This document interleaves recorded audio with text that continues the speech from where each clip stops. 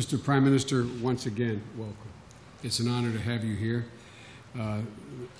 Secretary Kerry and I, along with President Obama, enjoyed our dinner last night. We had a small dinner where I think all of us thought it was a remarkable way in which President Obama and the Prime Minister connected, each discussing what each of our countries faced and what needed to be done. It was really quite remarkable. I've been to many of these dinners, but I can't think of anyone that went as well. And happy Navaratri, Mr. Prime Minister. It's good of you to honor us, visiting us during this Holy Week. And the Prime Minister is fasting, and we keep taking him to dinners and lunches. As we Catholics would say, that's an occasion for sin. But we appreciate the fact he has spent so much time with us. And it's good to have a chance to come together to celebrate the relationship that has grown enormously over the past 2 decades. I don't think it could have been said better than the way Secretary Kerry said it. This has always been the promise over the horizon. There was no reason why the oldest and the largest democracy should not be working together. But it's been a promise, and it's always just been out of reach. But I think one of the reasons why it's come into reach is not just because of the Prime Minister, but because of the ways in which the different ethnicities, faiths, tongues of both our proud nations have come together. The way, as John said, the way entrepreneurship seems to be hardwired into both cultures, where Indian Americans whose talents have shaped the fabric of this country, in our schools, our hospitals, and our courtrooms, and our government, and our arts, entertainment, Main Street to Silicon Valley, and the way it's reflected in our nation's military uniforms and those who wear them. Most of all, Mr. Prime Minister, we admire your democracy and the message it sends to people around the world. No nation has to choose between development and freedom. We can and must secure both. They go hand in hand. I saw these virtues firsthand in a number of visits I have made to India over the year.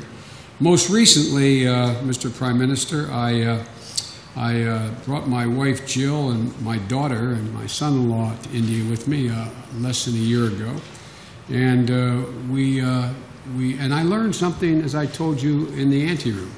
When I was in Mumbai, Secretary Kissinger, I found out that what I had heard for so many years was true, that I actually had relatives in Mumbai, for real.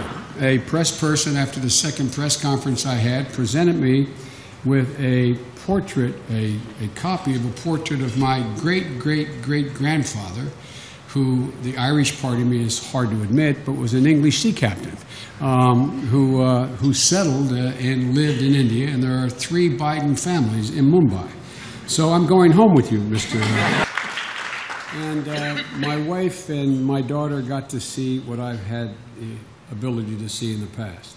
The incredible dynamism and diversity that reinforced in all of us the remarkable fact where we find ourselves. The question is no longer whether it's in the interest of the United States and India to build a strong relationship, as President Obama says, into the defining partnership of the century ahead. The question is, how ambitious and how rapidly are we prepared to build that partnership? And I believe, as the President does, we should be bold. Mr. Prime Minister, you won the largest democratic exercise in history, with over 550 million Indians casting their votes earlier this year.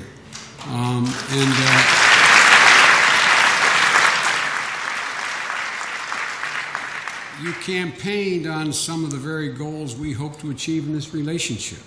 greater investment in India's economy, a modernized defense sector, and inclusive growth for both of our peoples. And your support for economic reform paves the way for the expansion of our nearly $100 billion in trade on a yearly basis. This work will not be easy. It demands us both making tough choices, but I think that we have an incredible opportunity before us. Mr. Prime Minister, I think together you and President Obama can usher the partnership of two great nations and two great peoples into the 21st century in the way we've been looking for and hoping for some time.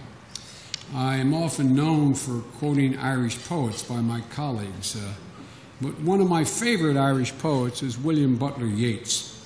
And he thought a great deal of the great Indian poet Tagore, he thought he was among the very best.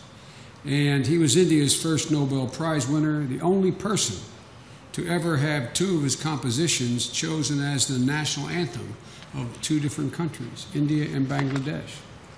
I'll summarize what Yeats wrote about Tagore in the book that won Tagore the Nobel Prize that came to him over 100 years ago. He said, his lyrics are full of subtle rhythm, of untranslatable delicacies, of invention, the work of a supreme culture. The same can be said of India today, a diverse community humming with dynamism and energy, great and ancient society, reinventing itself to be able to thrive in the 21st century. Tagore wrote, and I quote, "You can't cross the sea merely by standing and staring at the water. We have to act together." Mr. Prime Minister, our conversations these past 2 days leave me with absolute confidence that we can cross the sea together. And we are encouraged, all of us who have been in contact with you these last couple days, with your sense of purpose, with your incredible energy, and with your commitment to this relationship. So, Mr. Prime Minister, welcome again, and the floor is yours.